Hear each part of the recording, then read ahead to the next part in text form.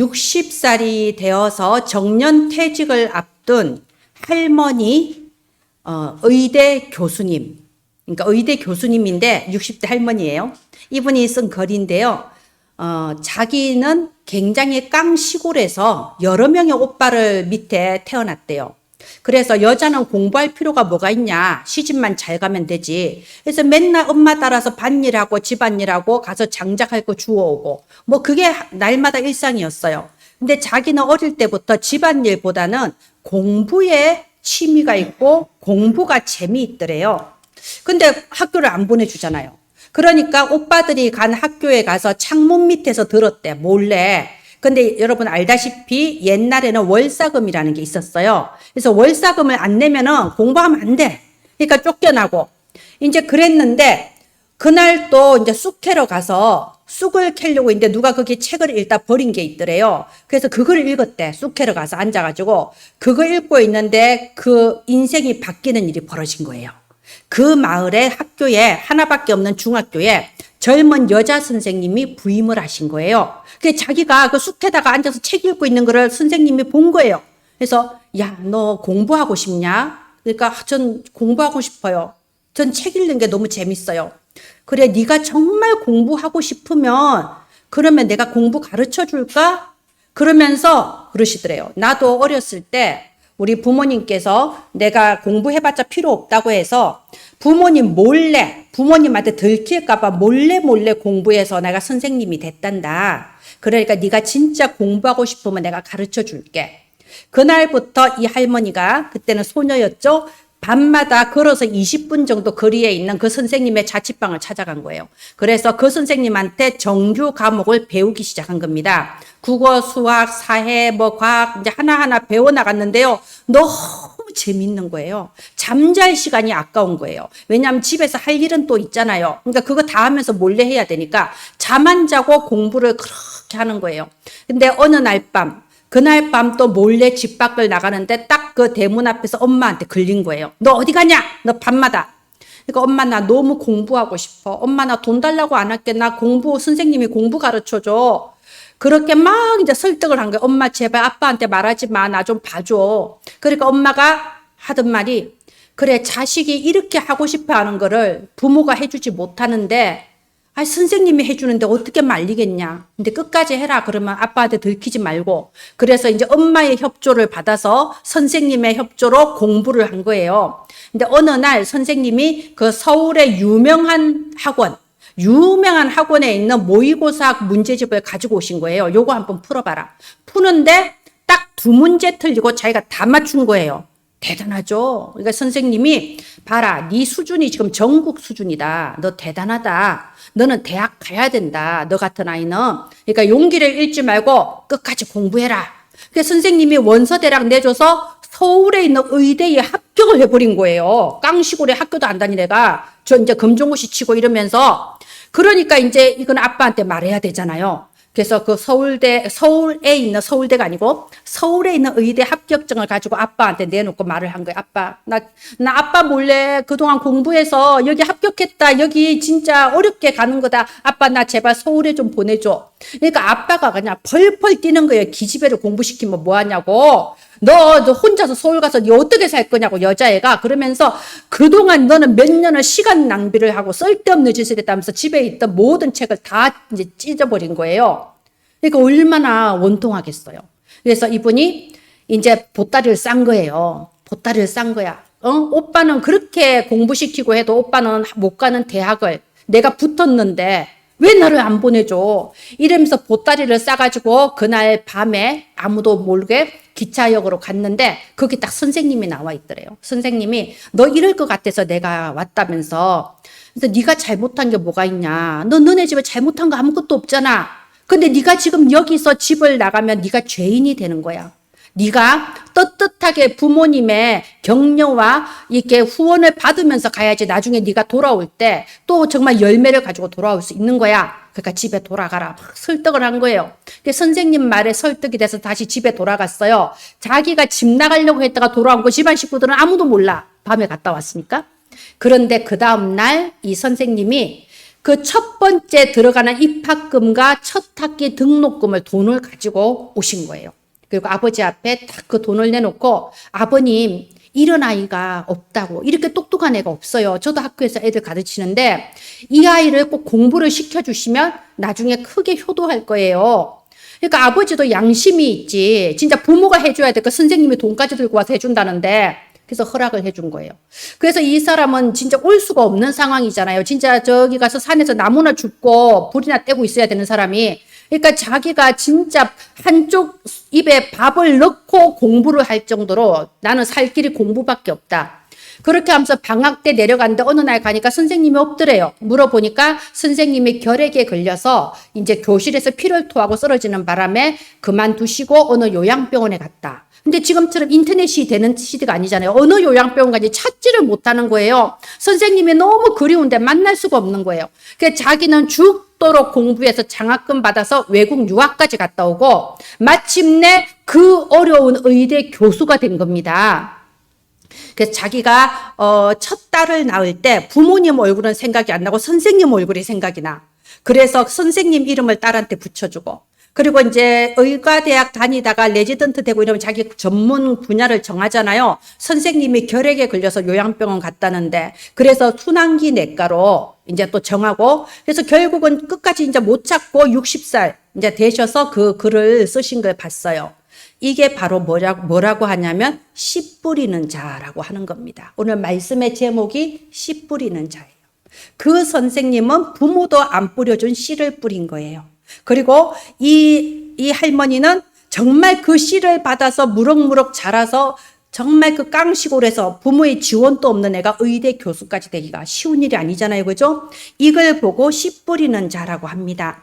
여러분, 우리는 씨를 뿌리는 사람들입니다. 우리가 이 시간 예배 드리는 것이 사실은 여러분 가장 가치 있고 확실하게 씨를 뿌리는 시간이에요. 오늘 여기 작은 그 소제목이 그거잖아요. 성전에 올라가는 노래, 예배입니다. 예배 드리는 것이 여러분의 미래와 여러분의 후대에 가장 확실하게 씨를 뿌리는 시간입니다. 이 영적 사실을 모르면요, 부모들이 그러죠. 아이, 교회 갈 시간에 시험 기간이니까 공부해. 지금 교회가 중요하냐? 네 미래를 위해서 공부해야지. 영적 비밀을 모르는 거예요. 예배 드리는 것이 최고의 씨를 뿌리는 시간입니다. 우리가 지금 봄 캠프라고 해서 주일날 점심 때 길면 30분, 정말 짧게 잠깐 나가요. 그것도 1년 내내 하는 것도 아니고 딱 2달 지금 8주 하는 거잖아요. 별거 아니에요. 아무것도 아닌 것 같죠? 그런데 이게 지금 우리는 씨를 뿌리고 있는 겁니다. 우리의 시간이 짧은 걸 하나님께서 아세요. 길게 갈 수 없다는 걸 아세요. 그래서 짧은 시간에 꼭 만나야 될 사람을 하나님은 만나게 하십니다. 오직 우리의 불신앙만 버리면 돼요. 하나님께서는 우리에게 지금 씨를 뿌리게 하시는 겁니다. 여러분, 이 작은 교회에서 여러분 계속 기도하죠. 삼뜰이 있게 해달라고. 이 교회가 아이들의 뜰, 이방인의 뜰, 그리고 치유하는 평안의 뜰, 3가지 뜰이 있는 이 지역 살리는 교회가 되게 해달라고 기도하고 있습니다. 여러분, 씨를 뿌리고 있는 겁니다. 이게 세상 사람의 눈으로는 이해가 안 되는 씨를 우리는 지금 뿌리고 있는 겁니다.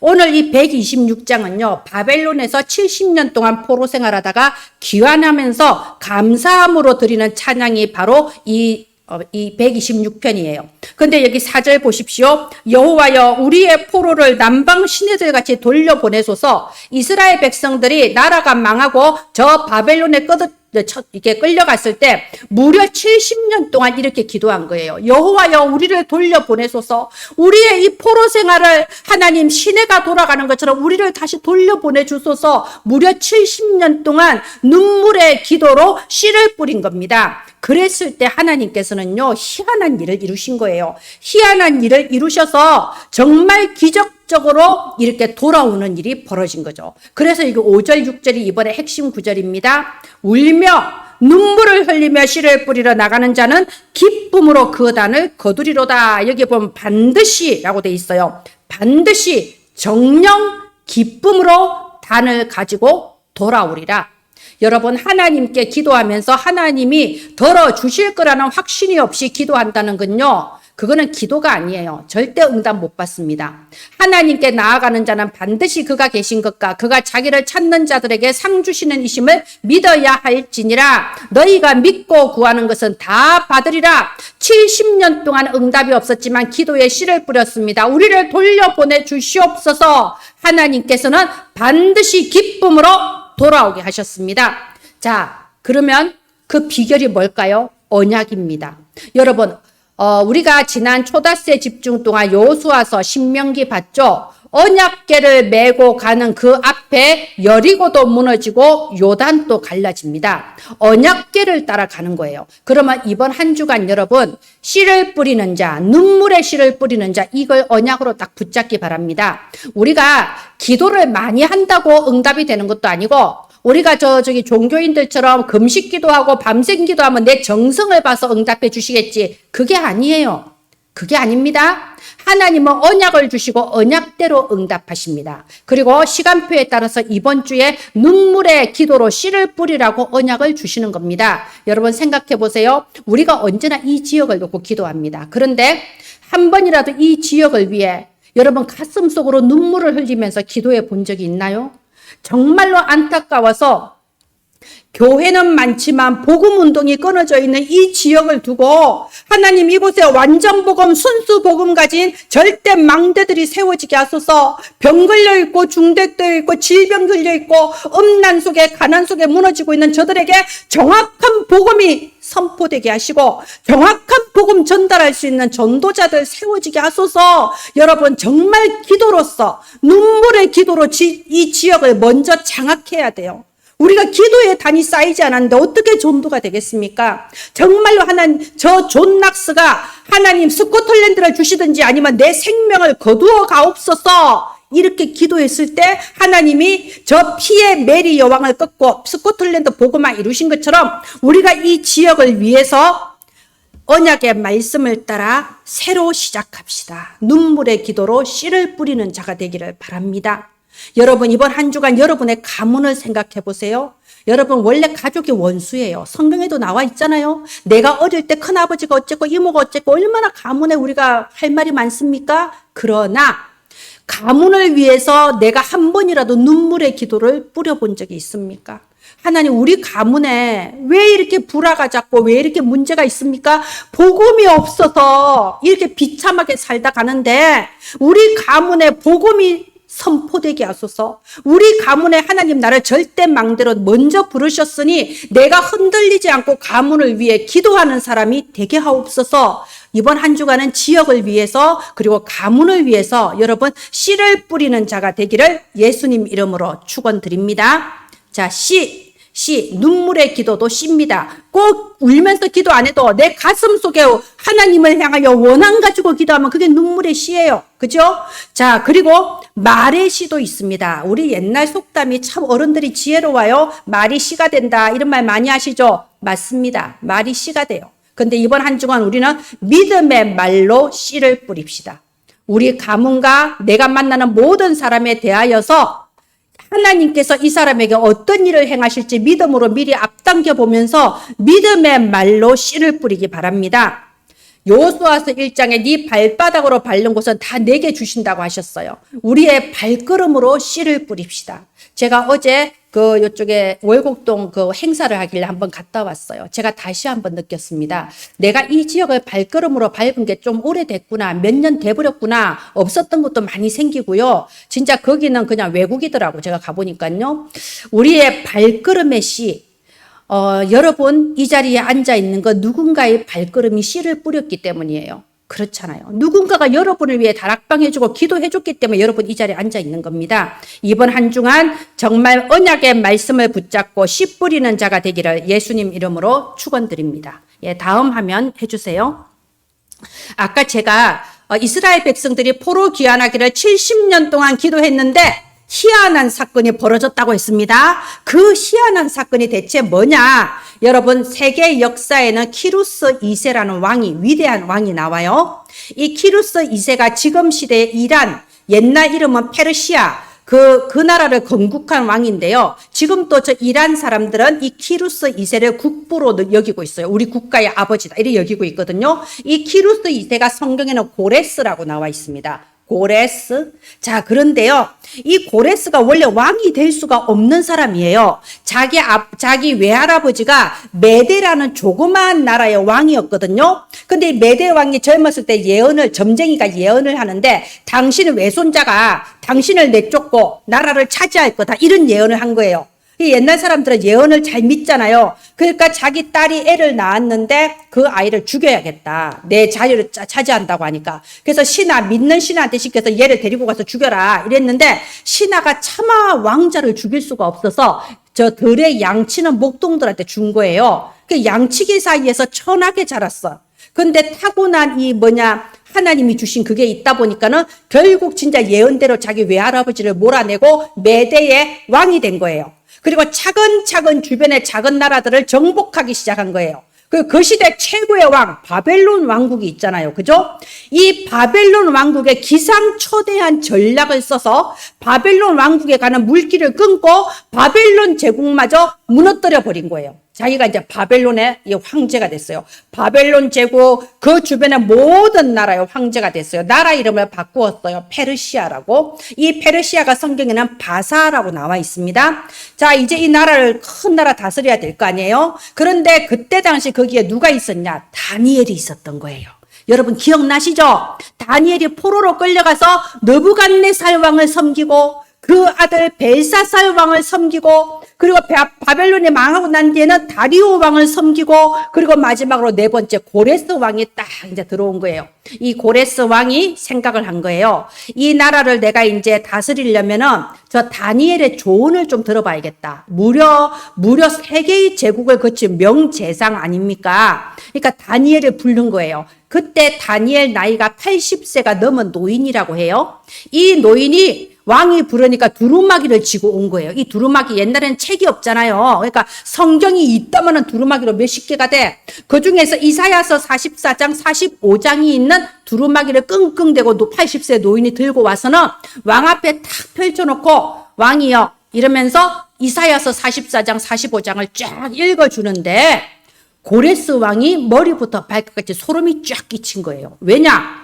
이사야서 44장, 45장을 읽는데 자기 이름이 나오는 거예요. 고레스가 나오는 거예요. 아니, 고레스 왕 그 시대에 이 이사야서는 약 150년 전에 예언된 그 성경이거든요. 그러니까 고레스가 깜짝 놀라. 그리고 여러분, 하나님께서 그 사람에게 깨닫게 하실 때는요, 딱 깨닫게 해주시는 그게 있거든요. 고레스 왕이 그때 딱 깨달은 거예요. 아, 이게 나에 대한 예언이구나. 그리고 이 천지를 창조하신 여호와가 나에게 이 모든 나라를 주셔서 나를 황제로 세웠구나. 그게 깨달아진 겁니다. 그래서 보면요. 우리가 에스라서 1장 2절에 놀라운 구절이 나와요. 이 고레스 왕이 모든 나라에다가 칙령을 방포합니다. 왕의 명령 칙령 아시죠? 왕 도장 꽝 찍는 거. 거기다가 이렇게 합니다. 천하의 여호와 하나님께서 내게 온 나라를 주셨다. 이제 나는 저 여호와의 성전을 건축하겠다. 이 이스라엘 백성들이 여호와 성전을 건축할 건데 모든 나라 왕들은 도와줘라. 이렇게 내용을 해서 칙령을 반포한 거예요. 여러분 너무 신기하지 않습니까? 고레스 왕은 유대인이 아니에요. 고레스 왕은 하나님을 몰라요. 이방인 불신자예요. 그런데 어떻게 갑자기 뜬금없이 고레스 왕이 하나님 앞에 신앙 고백을 한 거잖아요. 천지를 만드신 여호와 하나님이 나를 왕이 되게 하셨다. 이제 내가 저기에 성전을 건축해야 되겠다. 신기하죠? 하나님이 이 일을 이루신 거예요. 아니, 하나님이 하시지 않으면 여러 나라를 정복한 이 강한 왕의 마음을 누가 움직일 수 있겠습니까? 이 이스라엘 사람들은 포로로 끌려가서 70년 동안 눈물의 기도로 씨를 뿌렸는데 하나님께서는 때가 이르렀을 때 이해하지 못할 신기한 일을 이루신 거예요. 여러분, 이 고레스 왕은 역사상 실존 인물이라고 제가 아까 말씀드렸죠. 지금 또 이란 사람들은 우리나라의 국부로 삼고 있다고 했죠. 그런데 이 역사상 실존하는 인물의 마음을 하나님이 움직이신 겁니다. 여러분, 이게 바로 씨를 뿌린다는 거예요. 신앙생활이란 뭐냐? 날이 흐립니다. 저기압입니다. 졸지 마세요. 자, 집중하세요. 자, 혼미하게 하는 영이 있다고 성경에 나와요. 집중하세요. 자, 신앙생활이라는 건 뭐냐? 결론을 미리 알고 가는 게 신앙생활이에요. 그죠? 우리가 어디 차를 몰고 가더라도 내비게이션에다가 목적지를 정확하게 치고 가야 그게 가는 거지, 마음 내키는 대로 가서 어디로 갈지 두고 보자, 이게 드라이브가 아니잖아요. 그죠? 신앙생활이란 것은 분명히 올 결론을 미리 알고 가는 겁니다. 그 결론이 뭐냐? 언약이에요. 하나님은 어떤 상황, 어떤 경우에서도 반드시 자기가 준 그 언약대로 이루십니다. 그것이 성경 66권의 결론이고 우리가 2000년 교회 역사에서 나온 결론이에요. 하나님은 언약을 주시고 언약의 말씀대로 이루십니다. 그래서 오늘 일대지가 언약 속에서 미래를 설계하라는 거예요. 여러분, 세상의 통계나 사람들의 여론 속에서 미래를 설계하면 안 됩니다. 지금 저기 수도권에 어디 청란가요? 그 앞으로 여기 아파트값 오를 거라고 연끌해서 아파트 샀다가 지금 몇 억씩 손해보고 완전 거지들이 지금 나오고 자살하고 막 그런 데잖아요. 그래서 사람들의 여론이나 통계나 이것이 과학이다 하면서 그 안에서 미래를 설계하는 것이 아니고 어디에서 미래를 설계한다고요? 언약 속에서. 여러분, 언약 속에서 미래를 설계하시고 눈물로써 거기에 씨를 뿌리면 반드시 그 언약대로 이루십니다. 여기서 필수 단어가 뭐냐? 언약 속에서. 하나님의 말씀을 언약으로 붙잡고 그 안에서 미래를 설계해야 여러분 실패하지 않습니다. 실패한 인생이 안 됩니다. 그래서 여러분 딱 그것만 점검하면 돼요. 나는 지금 언약 속에 있냐? 언약 밖에 있냐? 반드시 언약대로 이루어진다면 우리가 조금 또 흔들릴 이유가 없죠. 오늘 저희가 민수기 14장 잠깐 나누겠습니다. 이번 초다세 집중에서도 나왔죠. 민수기 14장 가데스바네아 광야에서 10명의 정탐꾼을 가나안 땅 정탐하라고 보냈는데 12명을 보냈는데 그중에 10명은 뭐라고 합니까? 자기 기준으로 막 말을 하잖아요. 저기 가면 우리는 다 죽는다. 저기는 거인이 산다. 우리는 탁 치면 날아가는 메뚜기나 마찬가지다. 지금이라도 우리가 돌아가자. 안 그러면 다 죽는다. 그런데 참 희한하게 이스라엘 민족 300만 명이 한마음 한뜻으로 거기에 찬성을 한 거예요. 그래, 우리는 이제 다 죽었다. 자기 마음속에 있는 그 불신앙에 완전 탁 이렇게 불을 붙여버린 거죠. 그래, 이제 우리는 다 죽었다. 그날 밤새도록 이스라엘 민족이 다 통곡을 했다고 돼 있어요. 참 웃기는 일이죠. 자, 그 속에서 딱 2명, 여호수아 갈렙만은 이렇게 말합니다. 아니다. 하나님이 우리에게 저 가나안 땅을 주셨다. 저들은 우리의 밥이다. 어떻게 이런 말이 나올까요? 기준이 하나님의 언약이라서 그래요. 하나님이 처음에 그 우리 조상 아브라함에게, 이삭에게, 요셉에게, 모세를 통하여 이 가나안은 우리 이스라엘 민족의 땅이라고 주셨거든요. 그러니까 언약이 기준인 거예요. 언약이 기준이 안 될 때는 절대 불가능인데 언약이 기준일 때는 당연히 되는 거예요. 당연히 절대 가능입니다. 자, 그럼 우리 여기서 한번 또 생각을 해봅시다. 모든 말에는 의도가 있다고 제가 오늘 랩런트들한테 계속 말했어요. 이 이스라엘 민족들이 그 10명의 정탐꾼 뽑아서 보냈을 때는 그 민족들 사이에서는 지도자 계층이에요. 말하자면 교회라고 치면 중직자들이다 이겁니다. 그런데 이 10명의 정탐꾼들은 왜 그렇게도 불신앙을 하고 그렇게 통곡을 하고 우리는 다 죽었다 이렇게 말했을까요? 배울 만큼 배웠고 훈련받을 만큼 훈련받았고 신앙의 연륜도 있는 사람들이 왜 그랬을까요? 지난주에 나왔잖아요. 기준이 잘못돼서 그래. 기준. 그래서 기준이 중요하다는 겁니다. 예, 실제로요, 저희가 이렇게 교회 안에서도요, 교회 오래 다닌 사람들, 직분자들 중에서도 그런 경우가 되게 많습니다. 심지어 여러분, 목사님, 전도사님들도 그런 경우 되게 많아요. 말하자면은 언제나 내 기준, 환경 기준, 눈에 보이는 현실 기준으로 말을 하다 보니까는 불신앙이 나오고 불신앙의 결과를 가지고 와 버리는 겁니다. 우리가 그런 사람들 봤을 때 우리가 어떻게 해야 될까요? 시험 들 필요 전혀 없습니다. 왜냐? 그 사람들이 교회 기준이 아니거든요. 교회 기준은 직분자가 아니에요. 사람이 아니에요. 누군가요? 하나님이십니다. 그분은 그런 사람들 때문에 막 휩쓸리고 흔들릴 필요도 없습니다. 오직 언약이 기준이기 때문에 혹시라도 여러분 주변에 복음이 아닌 다른 말을 하는 사람을 보면요, 존중해 주세요. 제가 아까 랩런트 예배 때도 말했습니다. 그냥 존중하면 돼요. 당신의 신앙이군요. 존중하되 휩쓸리면 안 됩니다. 이스라엘 민족 300만 명이 거기에 휩쓸린 거예요. 그래서 어떻게 됐습니까? 결과는요, 무려 40년 동안이나 광야를 방황하면서 다 죽은 거예요. 한 번에 그 휩쓸림 때문에 다 죽은 거예요. 그래서 여러분 분위기 조심해야 돼요. 불신앙의 분위기에 휩쓸리면 안 됩니다. 언약의 분위기, 믿음의 분위기로 우리가 이 분위기를 끌고 나가야 돼요. 여러분은 영적 서밋이에요. 어느 곳에 있든지 분위기를 끌고 나가고 영향력을 끼치는 사람이 돼야 돼요. 끌려다니면 안 됩니다. 자, 어떤 결과가 나왔는지 아까 말씀드렸죠. 그 단 한 번의 불신앙으로 말미암아 하나님이 결정하셨어요. 이 민족은 가나안에 들어가지 못한다. 딱 결정하셨어요. 그러면서 40년 동안 광야를 빙빙 돌아다니면서 병들어 죽고 늙어 죽고 전쟁에서 죽고 다 불신앙한 사람들 다 죽고 났을 때에 이제 광야에서 태어난 새로운 사람들 있잖아요. 새로운 차세대. 그 차세대들이 남았을 때 이 차세대들을 데리고 가나안 들어가게 하신 거예요. 자, 그게 여호수아서 14장 사건입니다. 여러분 기억하기 좋죠? 민수기 14장에서 여호수아서 14장까지는 40년이 흐른 거예요. 헷갈리면 안 돼요. 자, 40년이 지나가서 여호수아서 14장에 딱 이르렀습니다. 이제 다 돌아가시고 모세도 돌아가시고 다 돌아가시고 그 시대에 있었던 사람 중에 남은 사람은 딱 2명 남았어요. 여호수아 갈렙이 남았던 거예요. 그죠? 그리고 이제 이스라엘 정복 전쟁을 막 가려고 하는데 그때 정탐꾼들이 보고 멈출 수밖에 없었던 그 거인들의 땅 안악산지에 딱 이르는 거예요. 그 전까지는 신나게 정복 전쟁했는데요. 안악산지 앞에 오니까요, 여러 번 공격해도 이길 수가 없는 거예요. 덩치 자체가 거인족인 거예요. 이스라엘 민족이 점점 믿음을 잃어가요. 아이고 안 될란갑다 포기하자 이러면서요.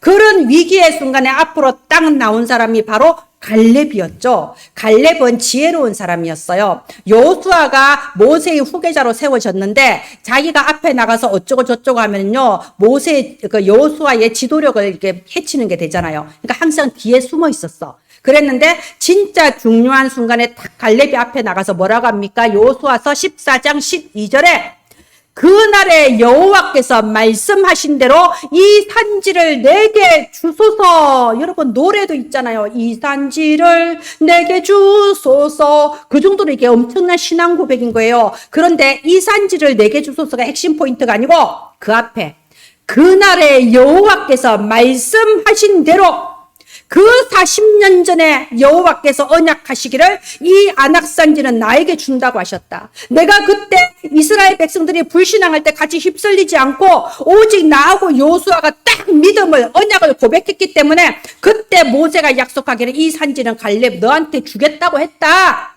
그러니까 그때 말씀하신 대로 언약하신 대로 내게 다오. 그러면서 또 말하죠. 여호수아서 14장 12절이 중요합니다. 하나님께서 말씀하신 대로 나에게 이곳을 취하게 할 것이다. 저들을 쫓아내게 하고 내가 이기게 할 것이다. 모든 이스라엘 민족들 젊은 사람들도 용기를 잃어버리고 뒤로 빠져고 포기하려고 하는데 나이 80에 이른 갈렙이 언약하신 대로 내가 저들을 전쟁을 해서 쫓아낼 것이다. 이렇게 딱 선포하면서 앞에 나갔어요. 결론 어떻게 됐습니까? 언약하신 대로 그 안악산지의 거인들은 다 쫓겨나고 그 안악산지는 지금 또 그 여분네 아들 갈렙 지파, 그 갈렙 지파의 땅이 지금 또 되어 있는 겁니다. 자, 이것이 바로 신앙의 기준이에요. 제가 아까 말했죠. 교회 오래 다닌다고 다 옳은 말 하는 거 아닙니다. 직분자라고 맞는 말 하는 거 아닙니다. 특히요, 우리 성도님들은요, 그냥 목사다, 전도사다, 선교사다 그러면 그냥 넘어가 버리잖아요. 아유, 훌륭하신 분이구나. 근데 그게 아니라니까요. 잘 봐야 돼요. 그래서 여러분, 신앙생활의 기준을 갈렙에게 딱 두세요. 갈렙은 어떤 신앙이라고요? 언약을 붙잡고 40년 동안 기도의 씨를 뿌리다가 이제 시간표가 되니까 언약대로 딱 열매를 얻은 겁니다. 그게 신앙생활의 기준이에요. 지금 여러분의 마음속에 그동안 보아왔던 장로님, 권사님 잊어버리세요. 그분들이 기준 삼으면 안 됩니다. 왜 제가 이런 말 하냐? 사람들이 아무리 안 그러려고 해도요, 결국은 나를 전도한 사람을 쫓아가더라고요. 나를 전도한 사람이 어떤 식으로 신앙생활 하는가를 보고 그대로 하는 경우가 거의 많아요. 자기도 모르게 그렇게 돼요. 그래서 제가 잊어버리라고 하는 거예요. 여러분은 새 사람이에요. 하나님은 여러분을 통하여 새로운 역사를 이루려고 하는 거예요. 여러분을 통하여서 237 나라 이 전도운동 하려고 하시는 거예요. 그러면 앞에 있는 사람들이 어떻게 하더라, 나도 그렇게 해야겠다, 싹 지우라니까요. 교회 그렇게 섬기는 거 아닙니다. 전도 그렇게 하는 거 아니에요. 예. 하나님은 우리 인생에 그냥 교회에 다 시름시름 다니다가 나이 들면 암 걸리고 시름시름 하다가 죽게 만들지 않으셨어요. 우리는 모델이고 주역입니다. 무엇의 모델이고 주역이냐? 삼시대. 복음은 그렇게 시시한 게 아닙니다. 복음의 능력으로 내 영과 혼과 육이 치유되어 살아나는 거예요. 복음이 그렇게 시시한 게 아니라니까요. 복음은 나의 과거와 현재와 미래를 바꾸시는 능력이 있습니다. 복음은 교회를 살리는 능력이 있고, 복음은 내 현장을 바꾸는 능력이 있는 겁니다. 복음이 그렇게 시시한 게 아니에요. 전 제가 싫어하는 말이 이거예요. 교회 다니면 마음이 편안해지고, 맞는 말이지만 그게 다가 아니에요. 내 마음 편안해지라고 다닌다면요, 그냥 절에 가서 빌고 있어도 돼요. 물 한 그릇 떠놓고 아침마다 빌어도 그거 잠깐 마음 편해져요. 아니라니까요. 하나님은 살아계십니다. 하나님은 지금 또 언약을 성취하고 계십니다. 하나님은 지금 또 우리의 기도를 듣고 응답하고 계시고요. 하나님은 지금 또 예비된 자들의 영혼을 구원하시고 제자를 세워나가시는 겁니다. 제가 지난 목요일에 갑자기 모임이 있다고 새벽에 연락 와서 오라고 해서 가니까는 군경부 모임으로 갔어요. 군사역 가시는 목사님들. 거기에 어떤 청년이 와 있었는데 지금 박사과정 밟고 있고 이제 사업을 하고 계시더라고요. 근데 하는 말이 그래. 내가 군에 있을 때 복음을 들었다고. 군에 있을 때 아마 우리 다락방이 이제 멤버겠죠. 어떤 분이 나한테 복음을 전했는데 나는 그 전까지는 전혀 불신자 집안의 불신자인데 군에 있을 때 복음 듣고 그런 제자가 된 거예요. 우리 마음속에 알게 모르게 불신앙이 있지 않습니까? 내가 전도해봤자 누가 듣겠어? 내가 전도하는 게 남한테 피해 끼치는 거 아닐까? 무슨 의미가 있겠어? 여러분 속지 마세요. 거기서 속아 넘어가니까 하는 말들이 내 삶을 통하여 천천히 예수의 향기를 풍기며 이런 엉뚱한 소리는 하고 있는 거예요.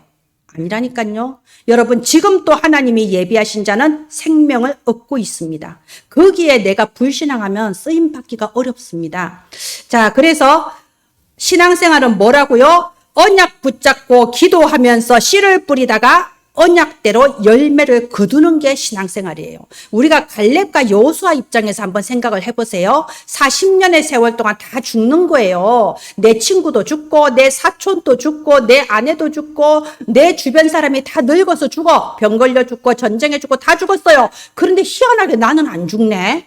그리고 이게 갈렙이 고백하잖아. 40년 전이나 지금 80세가 된 지금이나 내 건강이 똑같다고. 그죠? 그러면 갈렙이 마음속으로 질문하는 거죠. 하나님 왜 이랍니까? 그게 답이 딱 나오잖아요. 언약이구나. 하나님이 아직도 언약을 이루지 않았으니까 언약이 이루어질 때까지 내가 안 죽는 거구나. 내가 이렇게 건강하구나. 그죠? 이게 언약으로 다이아몬드 코팅이 되어 있다는 겁니다. 여러분은 다이아몬드 코팅이 된 사람이에요. 영원한 축복의 사람이에요. 악인의 권세가 여러분을 해칠 수가 없습니다. 그러면 언약 잡으세요. 은혜나무 교회, 하나님 이 지역에 3가지 뜰이 있는 교회가 되게 하소서. 하나님 내가 이 3가지 뜰이 있는 교회를 만드는 응답의 주역이요 흔들리지 않는 절대 망대가 되게 하소서. 언약 붙잡고 기도하시기 바랍니다. 예, 다음 화면입니다. 우리가 세옹지마라는 그 고사를 많이 아시죠? 네, 세옹지마 뭔가요? 그 어떤 할아버지가 말을 한 마리 잃어버렸는데 사람들이 어이구 말을 잃어버리면 어떡하냐니까 아니야 더 좋은 일이 생길 거야. 진짜 말이 나중에 암말을 한 마리 끌고 오잖아요. 그죠?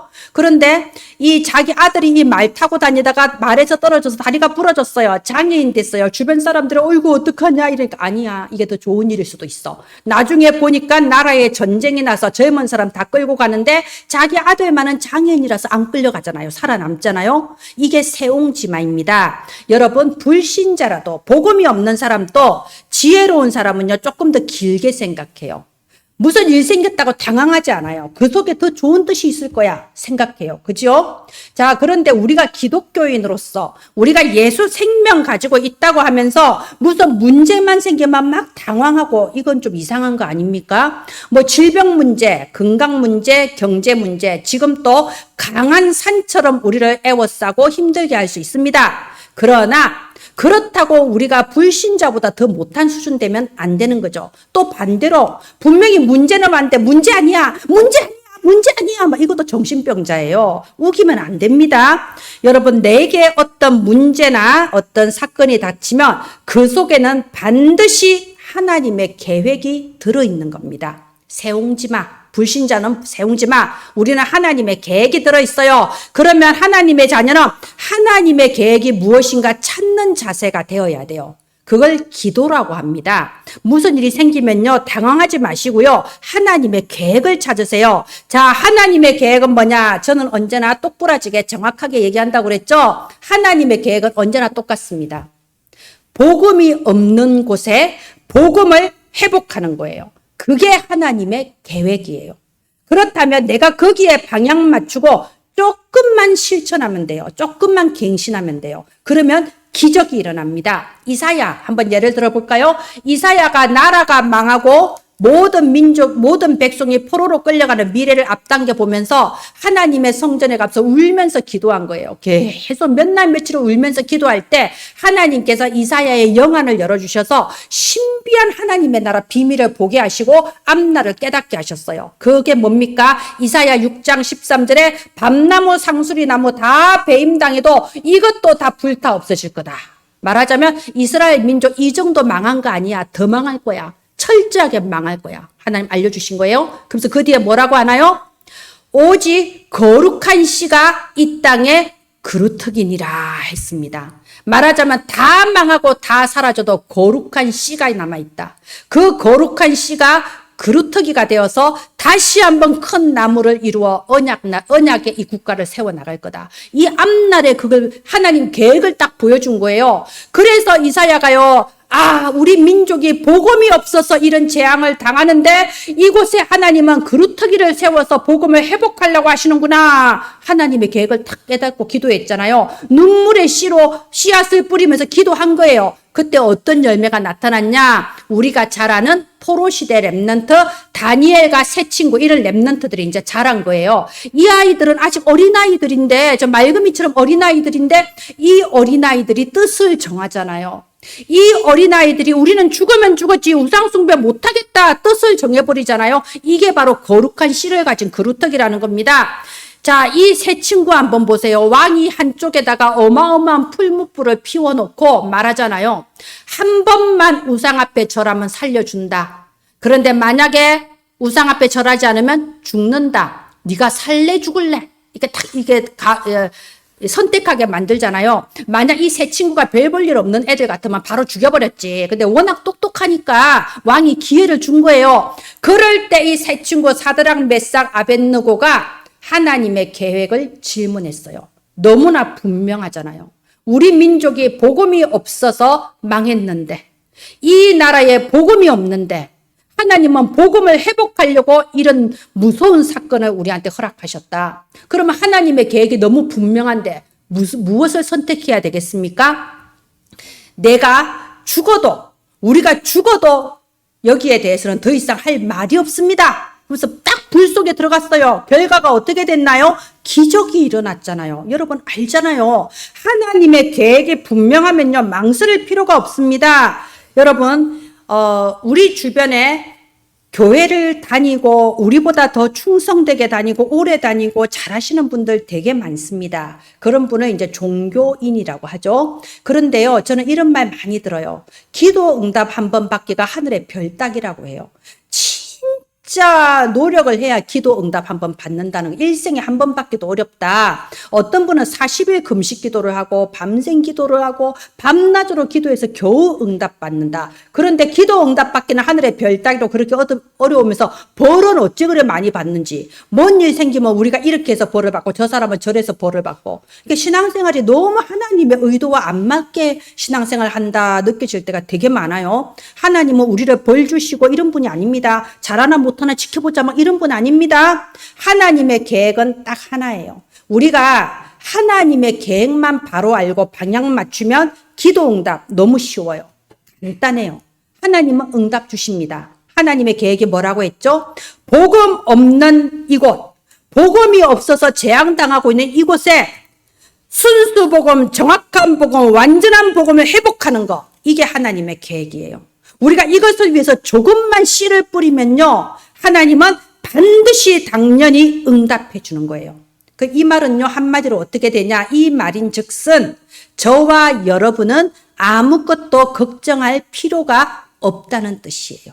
여러분에게 정확한 복음이 있죠? 여러분 이 복음을 놓고 눈물의 기도로 씨를 뿌리세요. 말의 씨를 뿌리세요. 발걸음의 씨를 뿌리세요. 여러분의 남은 인생 하나님께서 언약대로 완벽하게 책임져 주십니다. 혹시 어려움이 닥쳐도 그때마다 하나님의 계획을 찾으세요. 그것을 위해 씨를 뿌리세요. 요게벳이 그랬잖아요. 가장 재앙당한 시대에 하나님의 언약 붙잡고 씨를 뿌려서 모세를 키웠잖아요. 한나가 그랬잖아요. 날마다 전쟁이 일어나는 그 시대에 하나님 나시린을 주옵소서 언약 붙잡고 눈물로 기도에 씨를 뿌려서 민족이 살아나는 증거가 있었잖아요. 바울 보세요. 바울이 디모데한테 그랬습니다. 내가 네 눈물을 안다.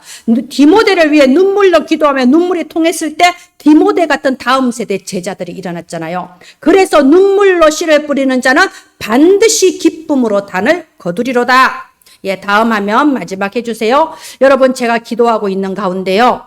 이제는 여러분, 우리가 하나님이 주시는 그 빛의 경제력을, 이 물꼬를 틔워야 될 시간표입니다. 여러분, 모든 경제 하나님의 손에 달려 있어요. 하나님이 능력이 없어서 우리를 가난하게 하고, 우리를 무능하게 하고, 실패하게 만드시는 게 아닙니다. 우리가 모든 세상 사람들이 그토록 바라는 경제력, 하나님의 손에 달려 있어요. 자, 생각해 보세요. 하나님은요, 이 빛의 경제, 수명 경제의 큰 수조를 지금 갖고 계세요. 여러분, 저 수돗물 나오는 수원지 아시죠? 큰 수조를 갖고 계신데, 이제 그걸 다 이렇게 밸브를 잠가놨단 말이에요. 하나님이 사인하시면, 결제하시면 밸브가 열리는 거예요. 이 물꼬가 트이는 겁니다. 그런데 언제 사인을 하시냐? 하나님의 계획, 복음 없는 곳에 복음을 회복하는 전도, 선교, 여기에서 물꼬가 트이는 겁니다. 내가 언약 속에 있느냐가 중요하고요. 그 언약 속에 내가 정확하게 하나님의 계획 붙잡고 씨를 뿌리느냐가 가장 중요합니다. 저와 여러분은 구원받은 하나님의 자녀예요. 구원을 받았다 하면 하나님이 우리와 함께 하신다는 뜻이고, 우리를 인도해 주시고 보호해 주신다는 뜻이고, 우리가 가는 곳에 천군천사 파송해서 지켜주신다는 뜻이에요. 그럼 뭐가 두렵겠습니까? 이번 말씀 딱 붙잡고요. 언약 속에서 미래를 설계하며 씨를 뿌리는 사람, 복음 회복을 위해 씨를 뿌리는 주역 되시기를 바랍니다. 너희는 먼저 그의 나라와 그의 의를 구하라. 그리하면 모든 것을 너희에게 더하시리라. 언약 성취의 주역 되실 줄 믿습니다. 기도합니다. 하나님 은혜를 감사를 드립니다. 우리의 기준이 바로 되게 하여 주시옵소서. 반드시 이루실 하나님의 언약을 기준으로 삼고 아이들의 뜰, 이방인의 뜰, 치유하는 평안의 뜰이 있는 미래를 설계하며 씨를 뿌리게 하여 주시옵소서.